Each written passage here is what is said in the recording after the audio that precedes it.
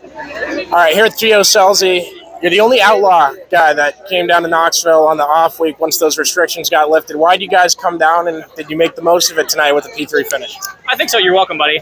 I feel like, in June we struggled a lot. We never really got a baseline going, and this is a place you only really get 2 shots at it, but 1 because of the rain in April. So it's hard when you don't unload good in June. You don't have any confidence going into the Cappy, and Bill Klingbeil is the one that actually kind of vouched for us to get our restrictions lifted, and he got through to Brian Carter and Carlton and let them lift us to let us race. So great choice. Obviously, it's an hour from our shop, home race, a lot of home fans and home sponsors and stuff. So running the Outlaw Tour, you don't get to race in front of sponsors as much as you'd like to. So good for them to get to come to the races and hang out with us and see what they spend their money on. So definitely worth it. I feel like you want to win, but when you can get a good baseline and feel like you're fast throughout the night, it's always a refreshing.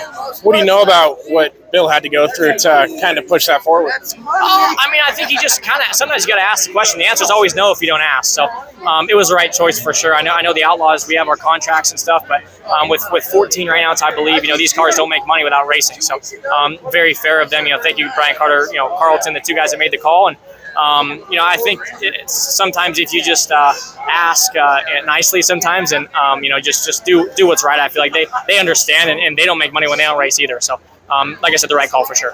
How valuable is it to get laps for Knoxville later and later into the season, especially in July with August being Knoxville Nationals? Yeah, it's huge for us. I felt like tonight was honestly the best track they've had all year. Great job to the tracker. I know they've struggled with it.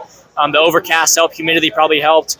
But this is definitely a national style racetrack. The bottom being super narrow, not really a big cushion up top, but it's really high up the racetrack. So, I feel like anytime you can get laps here is good. When you run local shows here and don't run the full-time Outlaws, you almost run here too often. I feel like you run 6 or 7 local shows and you psych yourself out because you want to be perfect here. You want to make good laps. When you have one bad night, you kind of throw everything away. So, Adam did a great job. Had Matt on the wrenches tonight, and Aaron's back. So, miss Bob. He's at home spending time with his girlfriend and his dog. So, didn't have the whole crew here, but it was still a good night.